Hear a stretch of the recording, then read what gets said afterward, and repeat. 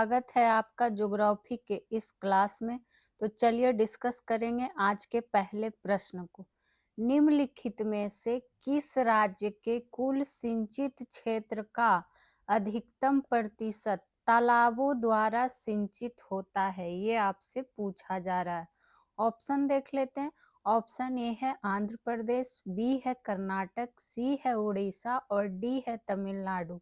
तो इसका जो राइट आंसर हो जाएगा ऑप्शन नंबर डी, यानी कि तमिलनाडु। तो ये तो हो गया इस प्रश्न का आंसर। वहीं आपको ये पता होना चाहिए कि उत्तर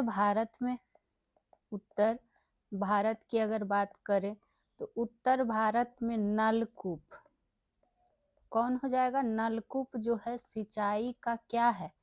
प्रमुख साधन है। सिंचाई का प्रमुख साधन है। तो ये सब इम्पोर्टेंट पॉइंट ही हैं। वहीं अगर बात करें तो भारत की कृषि की अगर हम बात करें तो आपको ये भी जानकारी होनी चाहिए कि जो भारत की कृषि है वो किससे प्रभावित होती है? तो मानसून से। मानसून से क्या होती है? प्रभावित होती है। प्रभावित होती है। ठीक, ये बातें हो गई। वहीं अगर आपसे ये पूछ लिया जाए कि भारत में मुख्य रूप से सिंचाई के साधन के अगर आपसे प्रकार पूछ ले तो ध्यान रखिएगा कितने प्रकार हैं? 4 प्रकार हैं। और ये सब प्रश्न भी पूछे जा सकते हैं। ठीक है, अब वो 4 प्रकार कौन कौन सा है तो ध्यान रखिएगा। पहला नंबर कुओं द्वारा सिंचाई। किसके द्वारा? तो कुओं द्वारा सिंचाई। ठीक, वहीं दूसरे पर किसकी बात कर लेते हैं? नलकूपों द्वारा सिंचाई।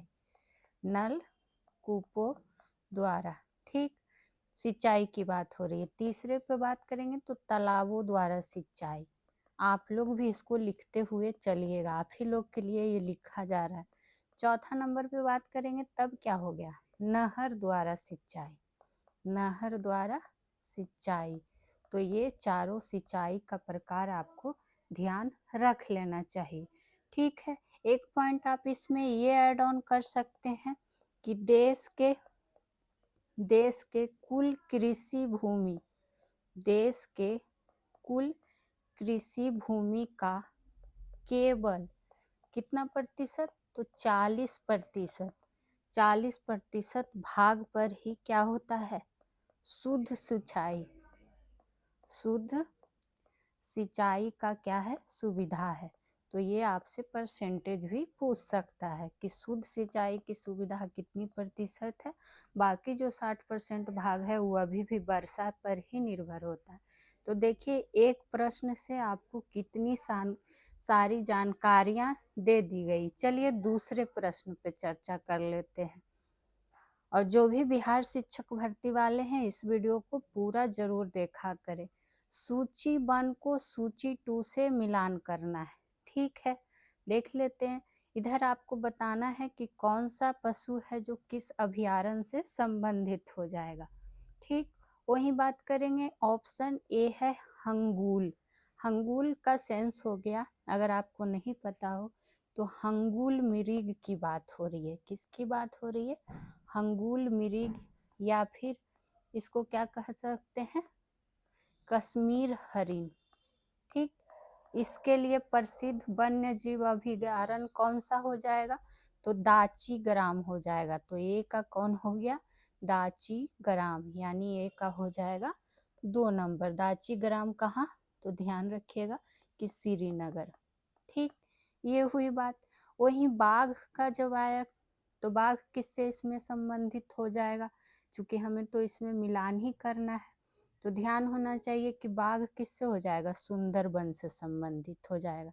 तो बी का हो जाएगा क्या? 3 नंबर। सुंदरबन की अगर बात करें तो ये आपको पता होना चाहिए। यहाँ पे लिख देते हैं कि सुंदरबन में कौन सा वृक्ष पाया जाता है? तो सुंदरी वृक्ष। ठीक, उसी तरह से सुंदरबन जो है क्या है, विश्व का, सुंदरबन डेल्टा विश्व का क्या है, सबसे बड़ा नदी डेल्टा है। तो ये प्रश्न भी आपसे पूछ लिया जाता है, एक एक बिंदु आपको करवाया जाएगा। बाकी बात करें ऑप्शन नंबर सी की, तो भारतीय सिंह यानी कि लायन के शेर की बात हो रही है, तो ये आपका किससे संबंधित हो जाएगा, गिरवन से संबंधित हो जाएगा, यानी कि गुजरात से संबंधित हो जाएगा। तो सी का क्या हो जाएगा, 4 नंबर, और हमें मिलान ही तो करना था। वही लास्ट कौन बचा, डी, रोहिनासरोस, हिंदी में देखिए राइनासोरस कहने की बात हो रही है, जिसको क्या कहते हैं, गेंडा। और ये किससे संबंधित हो जाएगा, तो काजीरंगा से। और यही सब रिपीट होते रहता है। काजीरंगा कहाँ का, तो असम का। तो ये था इसका क्या करना, मिलान करना। तो अच्छे से आप लोग भी मिलान कर लीजिएगा। यहाँ पर एक पॉइंट आप ये ध्यान रख सकते हैं कि पूछ देगा कि प्रोजेक्ट टाइगर रिजर्व की बात करें तो ये कब शुरुआत हुआ था, तो 1973 को ये वर्ष पूछ लिया जाता है। चलिए आज के तीसरे प्रश्न को कवर करते हैं, और एक एक प्रश्न महत्वपूर्ण है, एक एक बिंदु जो बताया जा रहा है वो आपके लिए महत्वपूर्ण है। तीसरा प्रश्न है, संतोपंथ ग्लेशियर अवस्थित है, कहाँ अवस्थित है, ध्यान रखिएगा नाम, संतोपंथ ग्लेशियर। तो ये जो है उत्तराखंड में, कहाँ, तो उत्तराखंड में। ठीक, वही बात करें उसी तरह से अगर आपसे पूछ लिया जाए कि हाँ, इससे एक चीज आप ये ध्यान रख सकते हैं कि संतोपंथ ग्लेशियर जो है उत्तराखंड में, चूंकि ये उत्तराखंड में अवस्थित है, तो उत्तराखंड के गंगोत्री ग्लेशियर से, किससे, तो गंगोत्री ग्लेशियर से क्या होती है, भागीरथी नदी निकलती है, भागीरथी नदी क्या निकलती है। ठीक, ये पॉइंट आप इसमें ऐड ऑन कर सकते हैं, जिसमें अलकनंदा और क्या कहता है, देवप्रयाग में मिलने के बाद गंगा नदी के नाम से जाना जाता है। ये सब आपको पहले भी पढ़ा चुके हैं। ठीक, वही बात करें तो आपको ये पता होना चाहिए, यहाँ उत्तराखंड की बात आई थी इसलिए ये पॉइंट आपको ऐड ऑन करा दिया गया। एक चीज और इसमें ध्यान रखिएगा कि संतोपंथ ग्लेशियर से, संतोपंथ ग्लेशियर से, यहाँ उत्तराखंड का गंगोत्री ग्लेशियर से देखें, वही संतोपंथ ग्लेशियर से बात आई है, तो ध्यान रखिएगा कि कौन नदी निकलती है, तो अलकनंदा नदी, अलकनंदा नदी क्या होती है, निकलती है। आगे के पॉइंट पर अगर हम चर्चा करें तो सियाचिन ग्लेशियर काफी पूछ लिया जाता है, सियाचिन ग्लेशियर। ठीक, जो कि अगर बात करें तो ये कहाँ स्थित है, तो लद्दाख में स्थित है। और ये सियाचिन जो है ये विश्व का क्या हो जाएगा, सबसे ऊंचा युद्ध स्थल है, सबसे ऊंचा युद्ध स्थल है। ठीक है, जहाँ क्या है, सैनिक छावनी भी है। चलिए आगे की चर्चा कर लेते हैं चौथे नंबर पे। भारत में एग्रो इकोलॉजिकल जोन्स यानी कि कृषि पारिस्थितिकीय क्षेत्रों की कुल संख्या आपसे पूछी जा रही है। तो कुल संख्या की अगर हम बात करें तो ध्यान रखिएगा वो हो जाएगा 20। तो 20 हो गया इसका राइट आंसर। वहीं अगर इसकी बात हम कर रहे हैं तो ध्यान रखिएगा कि इसे नेशनल ब्यूरो ऑफ सॉइल सर्वे, कौन सर्वे, तो सॉइल सर्वे द्वारा क्या किया जाता है, जारी किया जाता है। तो ये प्रश्न भी आपसे पूछ सकता है, क्योंकि जो प्रश्न आपको एग्जैक्ट दिख रहे हैं वो तो दिख ही रहे हैं, इससे संबंधित आपके प्रश्न और क्या क्या बन सकते हैं वो आपको जानना जरूरी है। वहीं अगर आपसे पूछ ले, क्या पूछ ले कि कृषि पारिस्थितिकी उप क्षेत्रों की संख्या, ये तो क्षेत्र का पूछा गया था, अगर उप क्षेत्रों की संख्या पूछे तो उप क्षेत्रों की संख्या कितनी हो जाएगी 60। तो ये डाटा भी आपको क्या कर लेना है, ध्यान रख लेना है। वहीं पारिस्थितिकी की बात आई है, तो पारिस्थितिकी की अगर हम बात करें तो पारिस्थितिकी का अध्ययन क्या कहलाता है, अध्ययन, तो ध्यान रखिएगा ये कहलाता है इकोलॉजी, इकोलॉजी। ठीक, तो ये सब एक एक पॉइंट आपको नोट डाउन जरूर करना है। चलिए आगे की प्रश्न को देख लेते हैं। 5वां नंबर प्रश्न, तिब्बत के पठार की समुद्र तल से औसत ऊंचाई आपसे पूछा जा रहा है। तो अगर तिब्बत के पठार की औसत ऊंचाई समुद्र तल से बात करें तो वो 5 किलोमीटर है। कितना है, 5 किलोमीटर है। वहीं आपको ये पता भी होगा कि तिब्बत स्थित पामीर का पठार, कौन सा पठार, तो पामीर का पठार की अगर हम बात करें तो इसको क्या कहा जाता है, इसको विश्व का छत कहा जाता है। ये प्रश्न कई सारे एग्जामों में पूछा जा चुका है कि विश्व का छत किसे कहा जाता है। तो ध्यान रखेंगे पामीर का पठार जो कि तिब्बत में स्थित है। ठीक है, वहीं अगर बात करें इससे संबंधित पॉइंट की, तो आप ध्यान रखिएगा कि तिब्बत पठार का जो वातावरण है वो क्या है, शुष्क स्टेपी प्रकार का है। क्या है, शुष्क स्टेपी प्रकार है। ठीक, ये बात हो गई। वहीं अगर बात करें तो अगर इसका क्षेत्रफल आपसे पूछ दे तो क्षेत्रफल जो है लगभग कितना है, 25 लाख वर्ग किलोमीटर, 25 लाख वर्ग किलोमीटर। तो इसका एक एक बिंदु आपको क्या करना है, ध्यान रखना। अगर आपको ये पूछ लिया जाए कि ये कहाँ से कहाँ तक विस्तृत है तो ये भी लिख लीजिए, तिब्बत का जो पठार है वो हिमालय पर्वत श्रृंखला से लेकर, कहाँ से लेकर, हिमालय पर्वत श्रृंखला से लेकर उत्तर में तकला मकान, सुने भी है नाम आप लोग, तकला मकान रेगिस्तान तक, कहाँ तक, रेगिस्तान तक क्या है, विस्तृत है। एक एक पॉइंट आपको कवर अप कराया जाता है। 6 नंबर की बात कर लेते हैं। भारत में निम्नलिखित कौन सी पर्वतीय श्रेणी केवल एक ही राज्य में फैली है, ये आपसे पूछा जा रहा है। तो जब एक ही राज्य की बात आई है तो वो हो जाएगा अजंता पर्वत श्रेणी। ठीक है, और ये कहाँ स्थित है, तो पश्चिम भारत में अवस्थित है। कहाँ अवस्थित है, तो पश्चिम भारत में अवस्थित है। ठीक, ये जानकारी भी आपको होनी चाहिए। और पश्चिम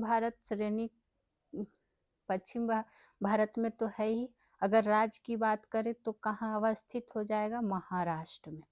कहाँ, तो महाराष्ट्र में। तो एक एक पॉइंट आपको पता होना चाहिए। वहीं सह्याद्री की अगर हम बात कर ले तो सह्याद्री से क्या ध्यान रख सकते हैं कि भारत के पश्चिमी तट पर स्थित पर्वत श्रृंखला को ही क्या कहते हैं, पश्चिमी घाट या फिर सह्याद्री कहते हैं। ये कई बार आपको नोट डाउन करवा भी चुके हैं। अगर आपसे ये पूछ ले कि पश्चिमी घाट का सबसे ऊंचा चोटी कौन सा हो जाएगा, तो ध्यान रखिएगा कौन सा हो जाएगा, कल सुबाई। चलिए नेक्स्ट प्रश्न की ओर बढ़ चलते हैं। 7वां नंबर प्रश्न, भारत की तट रेखा की कुल लंबाई कितनी है, ये आपसे पूछा जा रहा है, तट रेखा की कुल लंबाई। तो अगर बात करें तो एग्जैक्ट कितना है, 7516.6 किलोमीटर। तो यहाँ पर कौन सा ऑप्शन हो जाएगा, 7500 किलोमीटर। ये हो गई इसकी तटीय रेखा की कुल लंबाई। ठीक है, अगर आपसे प्रश्न रहता कि भारत की मुख्य भूमि की तटीय सीमा की लंबाई, तटीय सीमा की लंबाई कितनी है, तब क्या हो जाएगा 6100 किलोमीटर। तो दोनों आपको ध्यान में रख लेना है। वहीं अगर आपसे पूछता कि भारत का विस्तार उत्तर दक्षिण में, भारत का विस्तार जो है उत्तर दक्षिण दिशा में कितना किलोमीटर है, ये भी पूछ लिया जाता है, तब कितना हो जाएगा 3214 किलोमीटर। और यही अगर पूर्व पश्चिम दिशा में पूछेगा तो पूर्व पश्चिम दिशा की अगर बात करें तब क्या हो जाएगा 2933 किलोमीटर। तो हर डाटा को आपको ध्यान में रखना। अब यहाँ पर एक प्रश्न आपके लिए जिसका जवाब आप लोग कमेंट बॉक्स में दिया करें। क्या है प्रश्न, आपको भारत का कुल क्षेत्रफल बताना है। क्या बताना है, भारत का कुल क्षेत्रफल कितना है। ठीक, चलिए आगे के प्रश्न पे बढ़ चलते हैं। 8वां नंबर प्रश्न। और 8वें नंबर पे जाने से पहले ये आप लोगों के लिए चैनल से संबंधित जानकारी दी गई है, तो आप लोग इसको एक बार देख लेंगे। और आपका कोई प्रश्न हो तो आप कमेंट बॉक्स में कमेंट कर सकते हैं। बाकी एक बार प्लेलिस्ट जरूर चेक करें। सॉल्यूशन बाय पीजे हमारा चैनल है, सब्सक्राइब कर लीजिएगा। वीडियो को ज़्यादा से ज़्यादा लोगों तक शेयर कर दीजिएगा, लाइक जरूर किया करें। और आपको वीडियो अच्छी लगती है तो कमेंट भी कर दिया करें। आपके कमेंट से हमें मोटिवेशन मिलता है। बाकी जो भी आपको जीके जीएस का निचोड़ है बिल्कुल एनसीईआरटी बेस्ड दिया जाता है। तो इसी तरह का सॉल्यूशन पाने के लिए सॉल्यूशन बाय पीजे सब्सक्राइब कर लीजिए। चलिए आगे की ओर बढ़ते हैं। 8वां नंबर प्रश्न, लोएस पठार स्थित है। कहाँ स्थित है लोएस पठार, तो ध्यान रखिएगा ये चीन में स्थित है। कहाँ स्थित है, तो चीन में। उसी तरह से कुछ और पठार का देशी पूछ लिया जाता है। तो जैसे में आपसे पूछ लिया जाता है, क्या पूछ लिया जाता है, अनातोलिया का पठार, अनातोलिया का पठार ये कहाँ स्थित है, किस देश में, तो ध्यान रखिएगा तुर्की में। कहाँ, तो तुर्की में, जिसको अब तुर्की कहा जाता है। तो तुर्की में है अनातोलिया का पठार, कई बार पूछा हुआ प्रश्न। उसी तरह से आपसे पूछ लिया जाता है कोलंबिया पठार। जो प्रश्न रहेगा उसको उसी से संबंधित जो बनेंगे आपको डिटेल करा दिया जाएगा। कोलंबिया पठार की बात करें तो ये कहाँ है, ये है आपका संयुक्त राज्य अमेरिका में। संयुक्त राज्य अमेरिका में हो जाएगा कोलंबिया का पठार। इसी में संयुक्त राज्य अमेरिका में ही एक और ध्यान रख लीजिएगा, एडवर्ड्स का पठार। क्या हो जाएगा, एडवर्ड्स पठार। ठीक, आगे की बात करें, ध्यान रख सकते हैं और पूछ लिया जाता है आपसे चियापास पठार। चियापास पठार, तो ये कहाँ हो जाएगा, मैक्सिको में। मैक्सिको में।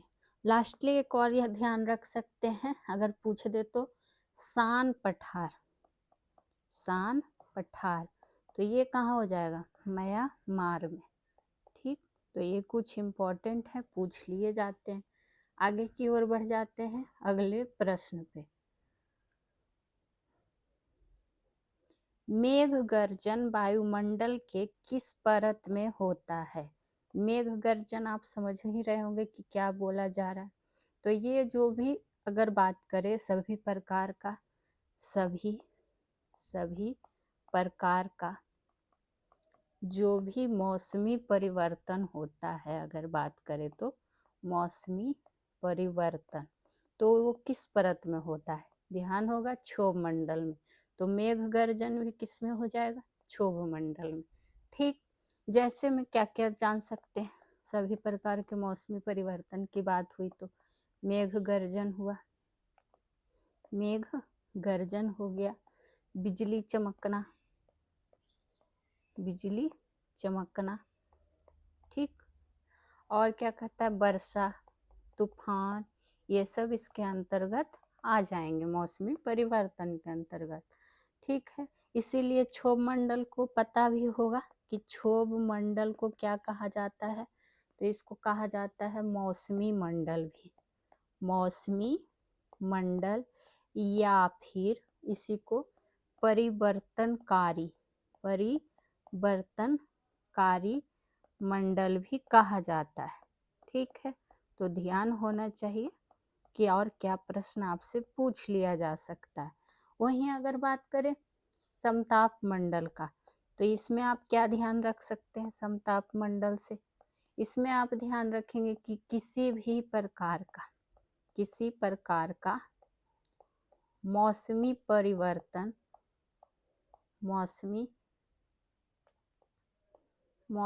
परिवर्तन क्या होता है? नहीं होता है, बल्कि सालों भर की अगर हम बात करें तो तापमान एक समान बना रहता है। तो ये प्रश्न भी आपसे पूछ लिया जा सकता है कि किसमें तापमान एक समान बना रहता है। तो एक समान, सम यहाँ भी आ रहा है, यानी कि समताप मंडल। ठीक है, चलिए आगे के प्रश्न पे बढ़ चलते हैं। और यकीन मानिए जो लोग भी वीडियो पूरा देखेंगे, एग्जाम में प्रश्न उनका छूटने वाला नहीं है। जो भी क्लासेस कराई जा रही है आप लोग पूरा देखा कीजिए। भारत के पूर्वी तट में ज्यादातर किस प्रकार की मिट्टी पाई जाती है? तो ये पाई जाती है कौन सी मिट्टी? जलोढ़ मिट्टी। तो ऑप्शन नंबर बी हुआ, ये भारत की क्या है? प्रमुख मिट्टी हो जाती है। वहीं बात करें तो ये बहुत ही क्या उगती है? उपजाऊ मिट्टी होती है, उपजाऊ मिट्टी भी होती है। और इसमें किसका कमी पाया जाता है ये पूछ लिया जाता है, तो नाइट्रोजन और किसका? फास्फोरस का कमी, नाइट्रोजन और फास्फोरस की कमी पाई जाती है किसमें? जलोढ़ मिट्टी में। ठीक, वहीं बात करें अगर जलोढ़ मिट्टी का, तो ये दो प्रकार का होता है, दो प्रकार का कौन सा हो जाएगा? एक होता है क्या? बांगर या भांगर लिखा रहेगा, और एक हो जाता है खादर मिट्टी। ठीक, बांगर का हो जाता है, इसको क्या कहा जाता है? पुरानी जलोढ़ मिट्टी, और खादर को नवीन जलोढ़ मिट्टी। यही प्रश्न आपसे पूछ लिया जाता है, नवीन जलोढ़ मिट्टी। ठीक है, चलिए आगे की ओर बढ़ जाते हैं 11वें नंबर प्रश्न पे। और जो भी बिहार शिक्षक भर्ती वाले हैं वो तो उनके लिए ही समझिए ये क्लासेस हैं। हालांकि जीके जीएस किसी भी प्रतियोगी परीक्षा का सेम ही होता है, तो कोई भी प्रतियोगी परीक्षा वाला देखेंगे तो उनको फायदा ही है। लेकिन ये स्पेशली अगर जो बिहार शिक्षक भर्ती की तैयारी कर रहे हैं वो इस चैनल से जरूर जुड़े। बारी द्वाब के बीच का क्षेत्र है, ये आपसे पूछा जा रहा है। तो ये कौन सा हो जाएगा? ब्यास और रावी जो है बारी दोआब के बीच का क्षेत्र है। अब दोआब क्या होता है? दोआब की जब बात आती है तो दोआब से क्या ध्यान आता है? दोआब से आता है कि दो नदियों के बीच के उपजाऊ भूमि को, किसको? उपजाऊ भूमि को क्या कहते हैं? दोआब क्षेत्र कहते हैं। ठीक, क्योंकि आपका अगर अर्थ की बात करें तो आपका अर्थ ही होता है क्या? पानी। ठीक, इसका दोआब क्षेत्र की मिट्टी की भी बात करें तो ये क्या होता है? बहुत ही उपजाऊ होता है। क्या होता है? उपजाऊ होता है। वहीं अगर बात करें तो दोआब क्षेत्र की भी मिट्टी जो होती है वो कौन सी मिट्टी होती है? जलोढ़ मिट्टी होती है, जिसके बारे में अभी हम लोग चर्चा किए थे। ठीक, वहीं अगर बात करें, ध्यान रख सकते हैं कि और क्या जान सकते हैं? झेलम नदी, ध्यान रखिएगा, झेलम नदी और चिनाब नदी। कौन नदी? झेलम नदी और चिनाब नदी के बीच का जो क्षेत्र होता है बीच का जो क्षेत्र होता है उसको क्या कहते हैं, जेच दोआब। कौन दोआब? तो ये प्रश्न भी आपसे पूछ लिया जा सकता है, जेच दोआब। ठीक। और अगर पूछ दे चिनाब नदी और दोनों का ध्यान रख लीजिएगा। एक अगर आपसे पूछ दे चिनाब नदी और रावी नदी के बीच, रावी नदी के बीच का क्षेत्र ये क्या कहलाता है? तो ये रेचना दोआब, रेचना दोआब। ठीक। चलिए आगे की चर्चा कर लिया जाए, जो कि 12 नंबर प्रश्न है। कोलकाता बंदरगाह किस नदी पर स्थित है? कोलकाता बंदरगाह के बारे में आपसे पूछा जा रहा है।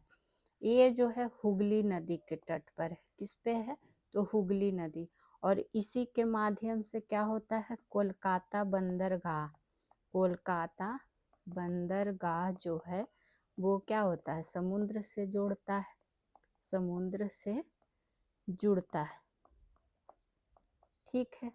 इसको हुगली नदी की जब बात आती है तो ध्यान रख सकते हैं कि हुगली नदी, जिसे किस नाम से और जाना जाता है, तो भागीरथी हुगली, भागीरथी हुगली नदी भी कहा जाता है, हुगली नदी भी कहा जाता है।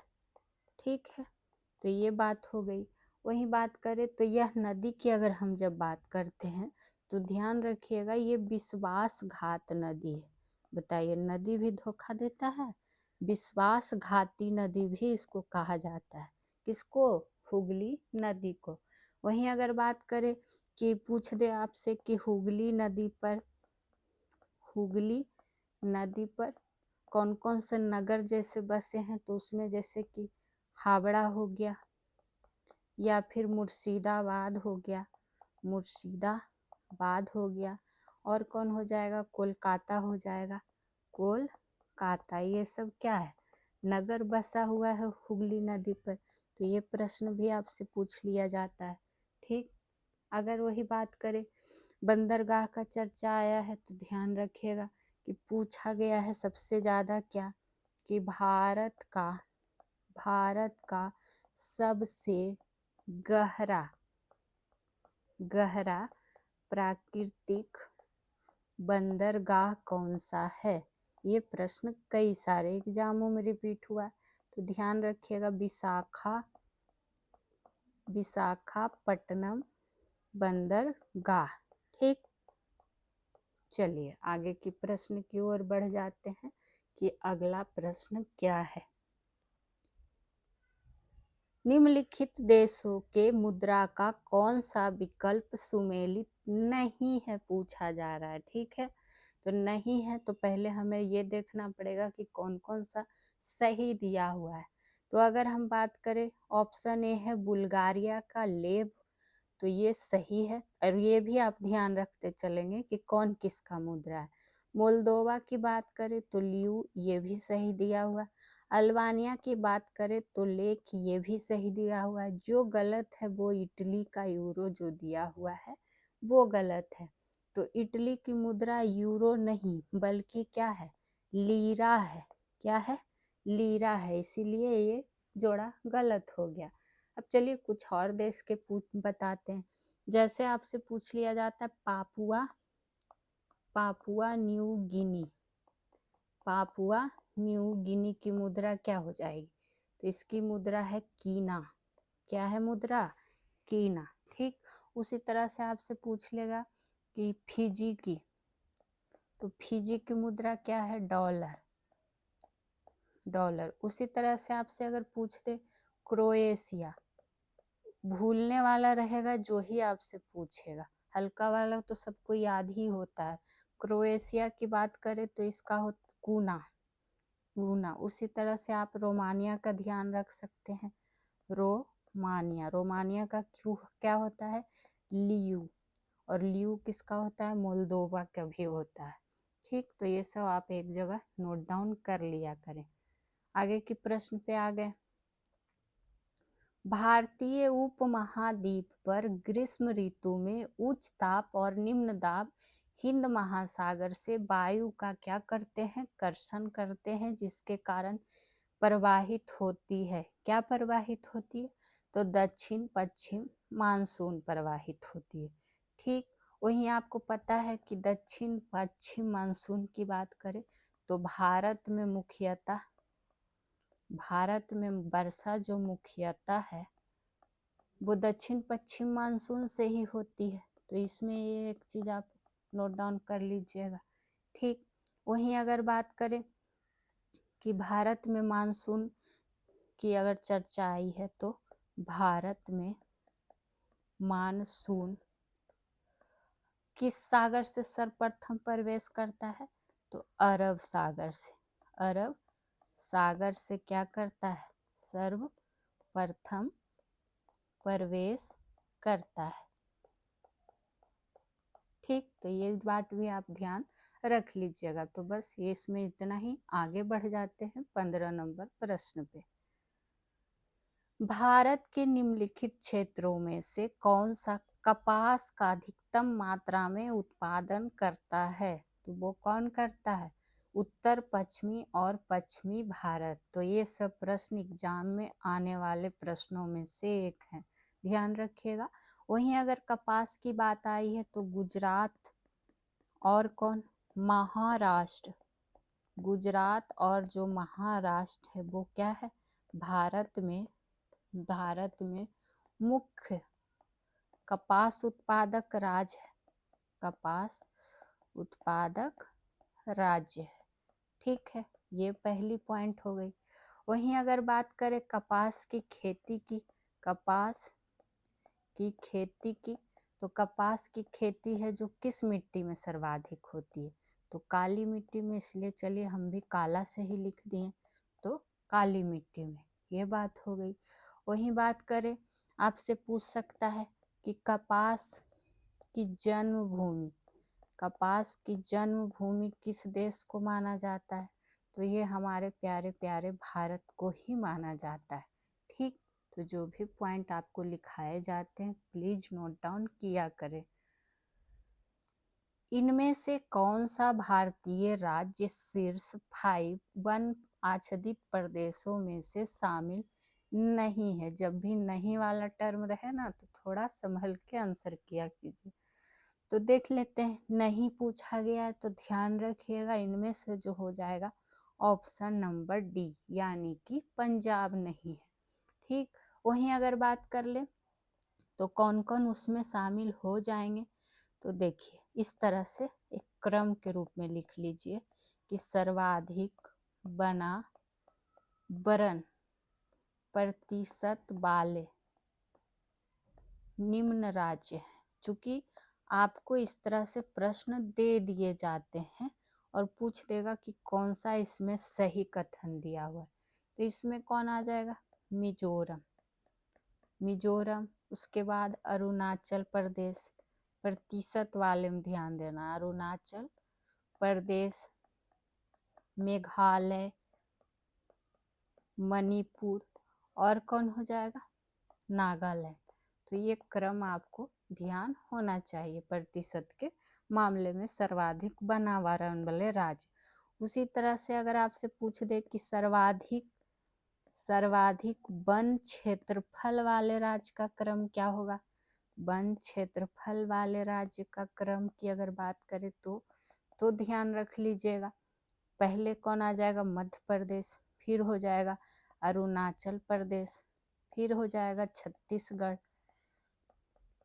और फिर कौन हो जाएगा? उड़ीसा, और उसके बाद कौन हो जाएगा? तो महाराष्ट्र। तो इम्पोर्टेंट प्रश्नों में से ये एक प्रश्न है। चलिए आगे की चर्चा कर लेते हैं। 17, सिंधु और गंगा नदी प्रणालियों के बीच जल विभाजन पर कौन सा शहर स्थित है? ये आपसे पूछा जा रहा है। तो ये शहर जो है अंबाला शहर स्थित है। कौन शहर स्थित है? तो अंबाला शहर स्थित है। ठीक, वहीं बात करें सिंधु नदी का, तो सिंधु नदी जो है वो क्या है? तिब्बत के मानसरोवर झील से, किससे? मानसरोवर झील के निकट। ज्योग्राफी का आपको मैराथन भी कराया गया बिल्कुल डिटेल्स के साथ, तो आप लोग एक बार प्लेलिस्ट तो जाके देखिए। बोखर चू हिमानी से निकलती है, बोखर चू हिमानी से निकलती है, ये प्रश्न आपसे पूछ सकता है। ठीक है, वही बात करें और अगर इसमें जानकारी की तो बस एक पॉइंट याद रख लीजिएगा कि सिंधु नदी में मीठन कोट के पास, किसके पास, तो मीठन कोट के पास झेलम हो गया, चिनाब हो गया, और क्या कहता है रावी, ब्यास, ये सब क्या है, रावी ब्यास, ये सब सतलज नदियाँ क्या करती हैं, मिलती हैं, सतलज नदियाँ मिलती हैं। ठीक, तो इसको भी नोट डाउन कर लीजिएगा। आगे की प्रश्न पे बढ़ चलते हैं। 18 नंबर प्रश्न, और जो प्रश्न आपसे पूछ लिया जाता है उसका कमेंट किया कीजिए। और ये फिर से एक बार चैनल संबंधित जानकारी आ गई है, यकीन मानिए आपके लिए बहुत ही मेहनत से क्वेश्चन तैयार किया जाता है, वो भी बीपीएससी टीआरई 4.0 के पैटर्न पे। तो जो लोग भी जीके जीएस की तैयारी करना चाहते हैं उनको एनसीईआरटी से बिल्कुल डिट्टो कराया जा रहा है, सारी क्लासेस विथ फुल डिस्कस के साथ। तो आप लोग इस चैनल सॉल्यूशन बाय पीजे को सब्सक्राइब कर लीजिए, एक बार प्लेलिस्ट जाके देखिए। तो बाकी अच्छी लगती है वीडियो तो लाइक शेयर तो आप लोग कर ही देंगे, आशा करते हैं। और एक कमेंट जरूर किया करें, चाहे सुझाव हो, इस सेशन से संबंधित प्रश्न हो, कमेंट कर सकते हैं, बिल्कुल फ्री सारी चीज़ें। तो आपसे बस सपोर्ट चाहिए, बाकी आपको पढ़ाई बहुत ही अच्छे लेवल की दी जाएगी, उसमें कोई कमी नहीं होगी। चलिए आगे के प्रश्न पे चर्चा कर लेते हैं। निम्नलिखित में कौन सा त्योहार असम में मनाया जाता है? ठीक है, ऑप्शन ए है आर्चर फूट, बी है चेरोवा, सी है रोंगकर, डी है नोंगक्रेम। ये सब बहुत कम ही लोग नाम सुनते हैं, बिल्कुल एनसीईआरटी ही है, तो ध्यान रखिएगा। असम का देखिए बिहू सबको पता होता है, लेकिन रोंगकर किसी को नहीं पता होता है, तो ये क्या हो जाएगा, रोंगकर त्योहार असम में मनाया जाता है। वहीं ऑप्शन डी है नोंगक्रेम, तो ये मेघालय में मनाया जाता है। कहाँ मनाया जाता है, तो मेघालय में। अगर बात करें चेरोवा त्योहार का, तो ये मनाया जाता है मणिपुर में। कहाँ, तो मणिपुर में। वहीं और क्या ध्यान रख सकते हैं, रोंगकर त्योहार की जो बात आई है, रोंगकर त्योहार, तो ये जो है फसल कटाई पर ही मनाया जाता है। किस पे मनाया जाता है, फसल कटाई पर। तो इसमें कुछ ज़्यादा था नहीं इस प्रश्न में, इसलिए बढ़ जाएंगे सीधे अगले प्रश्न पे। द्वीप समूह क्या है, टिएरा डेल फुएगो किस महाद्वीप में स्थित है, ये आपसे पूछा जा रहा है। तो ये जो स्थित है दक्षिण अमेरिका महाद्वीप में, तो ये बात हो गई। वहीं दक्षिण अमेरिका की बात जब आई है तो इसमें आप क्या ध्यान रख सकते हैं कि ये जो है विश्व का चौथा नंबर पे, कैवा नंबर पे, चौथा सबसे बड़ा महाद्वीप है। क्या है, महाद्वीप है, ये हुआ इसमें पहला पॉइंट। ठीक है, वहीं अगर बात करें तो आप ये भी ध्यान रख सकते हैं इसमें कि जो दक्षिण अमेरिका है ये मध्य अमेरिका, मैक्सिको और क्या कहता है वेस्ट इंडीज